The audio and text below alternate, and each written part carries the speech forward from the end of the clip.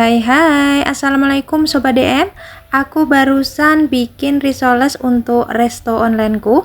Nah, risolesnya tuh bentuknya segitiga kayak gini. Proses bikin risoles tuh ada beberapa tahapan ya. Dari pembuatan adonan kulit, isian risoles, proses pendadaran kulit, lanjut pengisian, langsung dilipat, kemudian proses pelapisan dengan tepung roti, lanjut ke penyimpanan yang benar, dan yang terakhir tahapan menggoreng risoles. Gimana prosesnya? Yuk langsung saja kita buat. Sekarang kita buat adonan kulit risolesnya ya. Ini aku pakai terigu ukuran 1 kg. Ini aku pakai terigu yang curah aja. Kalian kalau mau pakai yang merek boleh pakai yang merek segitiga biru ya. Kemudian nanti dicampurkan dengan air 2,5 liter.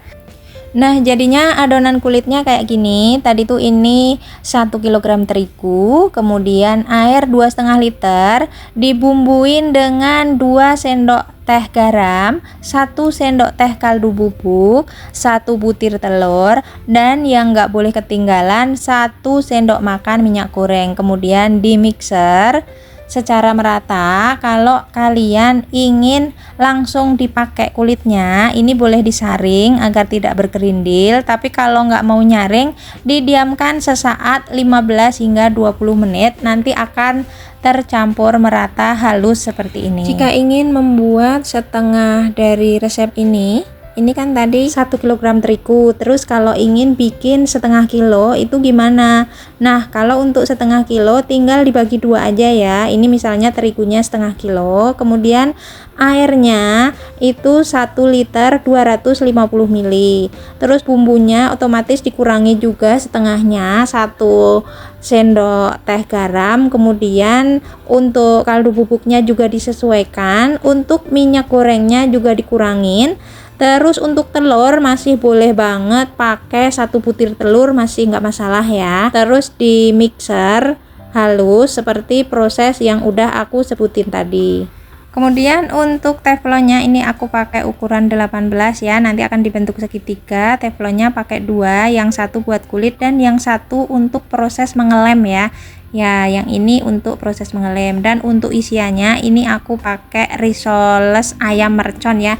Kalau kalian ingin tahu cara bikin isiannya ada di video yang ini, udah pernah tayang ya. Langsung saja akan kita dadar satu persatu, terus langsung diisi ya. Nanti bentuknya segitiga kayak gini. Nah, ini segitiga kayak gini rapi, sambungannya tidak terlihat. Nah, ini ya, ini sudah dilem, jadinya risolesnya tuh nanti kalau digoreng itu risolesnya tidak mudah pecah atau sobek karena sudah dilem ya. Nanti akan langsung dipraktekkan bagaimana cara pendadaran kulit, pengisian dan melipat, kemudian proses pengeleman hingga proses pelapisan tepung roti, penyimpanan yang baik, dan proses menggoreng ya.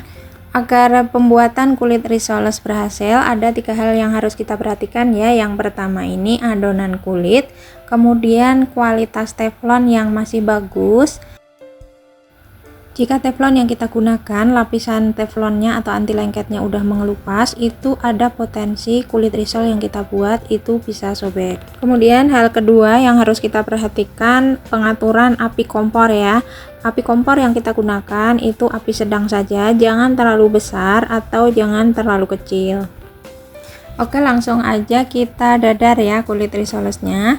Untuk awalnya kita bisa mengoleskan mentega atau margarin ya, ini memakai tisu seperti ini. Pengolesan ini tidak setiap saat ya, sesekali saja agar tidak lengket, nanti bisa mulus ya kulit risolesnya. Untuk api kompornya, teflon untuk membuat kulit ini apinya sedang ya, jangan terlalu besar dan jangan terlalu kecil. Sedangkan untuk teflon yang besar untuk mengelem itu api lilin saja. Nah, udah kita tuangkan adonan seperti ini, sekali goyang aja, jangan sampai menambal-menambal biar kulit risolesnya mulus. Jadi sekali tuang. Jadi usahakan tempat pembuatan risol ini kita nyaman ya, duduk atau gimana gitu, pokoknya yang posisi senyaman kita karena bikinnya banyak agar tidak terlalu pegel ya.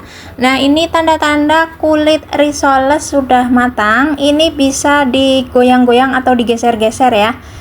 Lalu kita taruh di telenan, kemudian adonan risoles kita tuangkan lagi di teflon, kita panggang lagi seperti ini. Nah, kulit risoles yang sudah matang langsung diisi ya.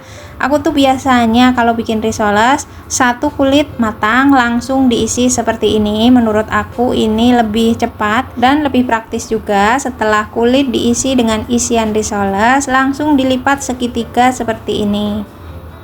Lalu setelah dilipat rapi seperti ini, kita lem dengan adonan kulit ya. Nah, ini lemnya dengan adonan kulit menggunakan kuas seperti ini. Lalu kita taruh di teflon yang satunya lagi untuk memanggang.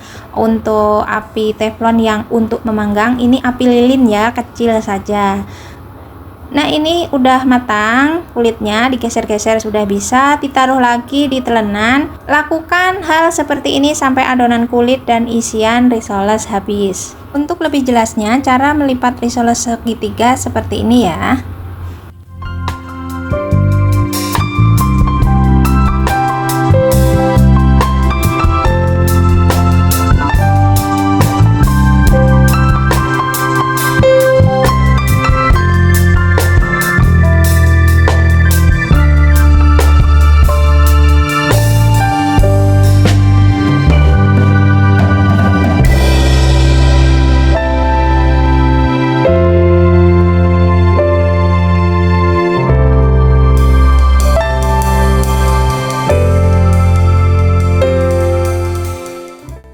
Nah, untuk proses pengeleman dengan dipanggang menggunakan teflon yang khusus bentuk segitiga ini, kita berdirikan di pinggir teflon seperti ini ya. Lakukan seperti ini hingga adonan kulit dan isian habis.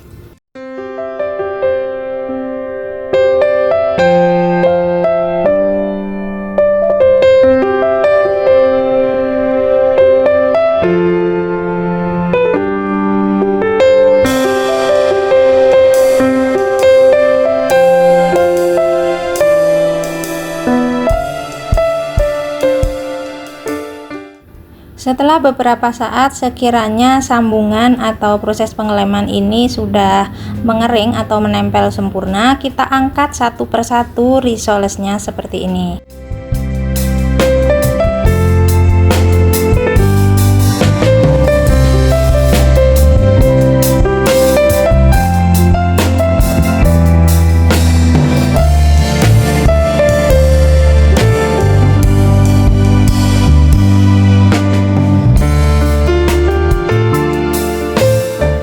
Nah, ini aku liatin hasil kulit risoles yang sudah dingin. Ini terlihat lentur ya, seperti ini, tidak mudah sobek, tidak mudah menempel juga, tidak lengket ya jika diremas-remas seperti ini.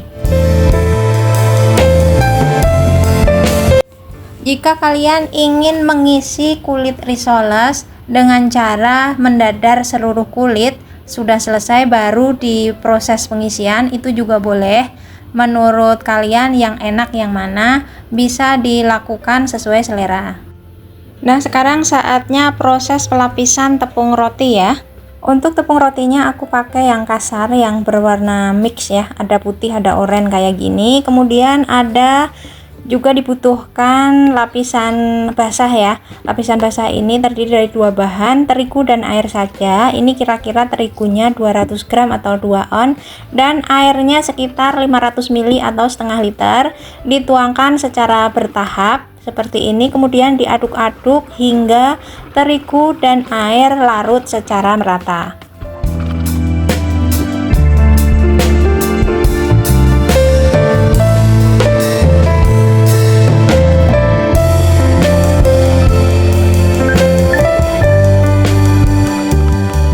Nah, adonan basah sudah jadi, kemudian risoles kita masukkan ke adonan basah seperti ini. Untuk banyaknya disesuaikan dengan tempatnya ya. Ini aku masukin 5 biji, kemudian dicelup, langsung kita angkat perlahan. Ini agak dikurangin ya tepung basahnya dengan cara dielus-elus, kemudian langsung dimasukkan ke tepung roti, kemudian dibalur dengan tepung roti ke seluruh permukaan risoles ya. Nah, jadinya seperti ini. Ini kita sisihkan, kita tumpuk di box atau di loyang ya, nanti akan dibekukan. Kita lakukan hal seperti ini hingga risoles terlapisi semua dengan tepung roti. Dengan cara pelapisan seperti ini, maka risoles tidak akan botak atau gundul ya saat digoreng. Ini sebenarnya langsung digoreng juga bisa, tapi ini aku kan jualan risol frozen juga ya, jadi ini emang untuk dibekukan.